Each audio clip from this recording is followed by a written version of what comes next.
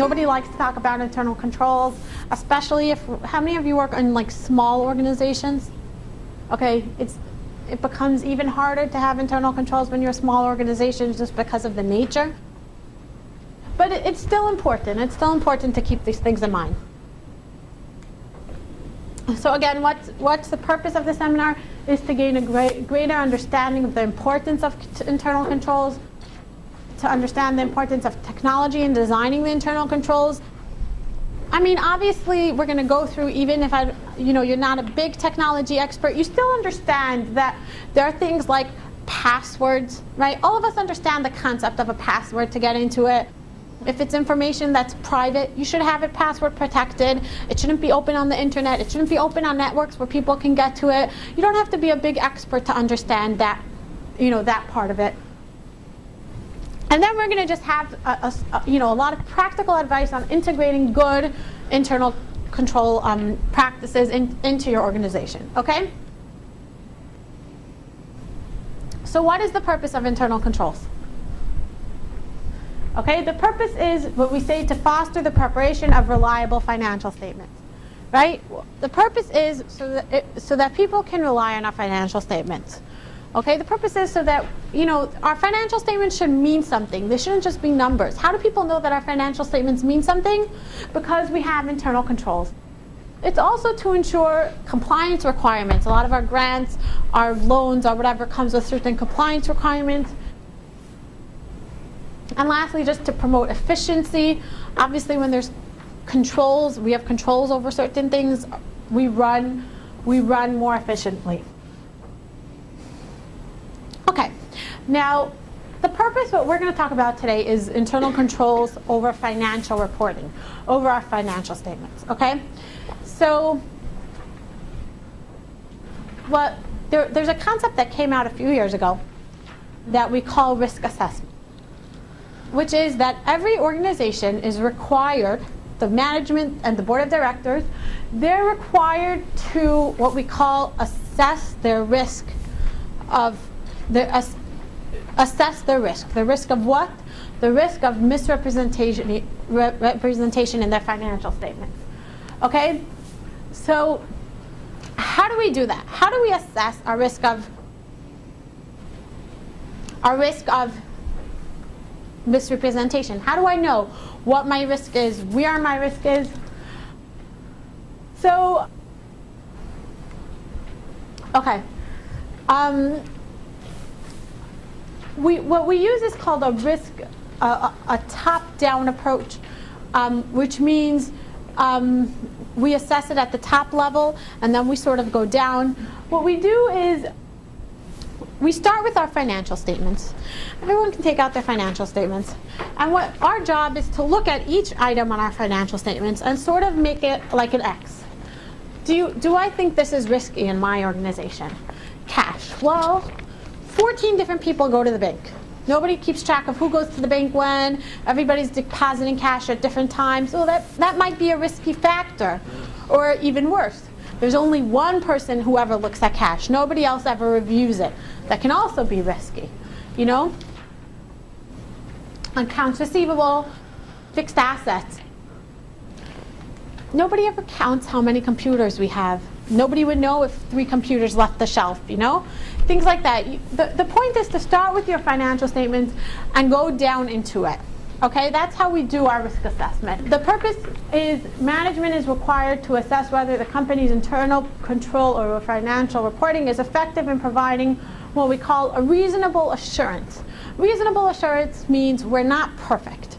There's no way for me to guarantee always that everything is right in the financial statement, but what I do have to guarantee is that it's reasonable. Reasonable means that if I have to prove it in court, I could prove that I did the best I could to get it right, Obviously, if there's collusion between 4 or 5 employees, it's going to be very hard to find something, but you don't have to go crazy. You don't have to promise that everything's right, but you have to give what we call a reasonable assurance.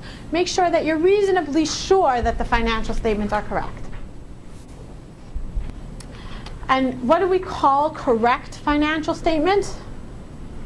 What we call material. What we focus on is the material misstatement. A misstatement meaning that if my income is off by $3, who cares? How many people care? Nobody, right?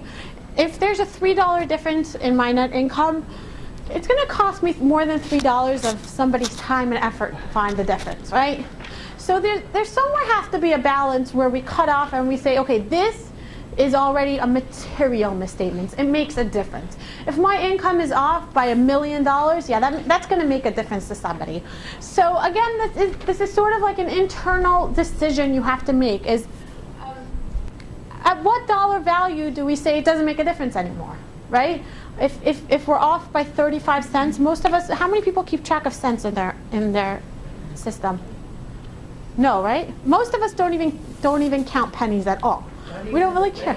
Your bank statement, there's a penny missing, you ignore it. Yeah, most of us don't keep track. Why? Because it's not worth our time. Our time is worth more than that.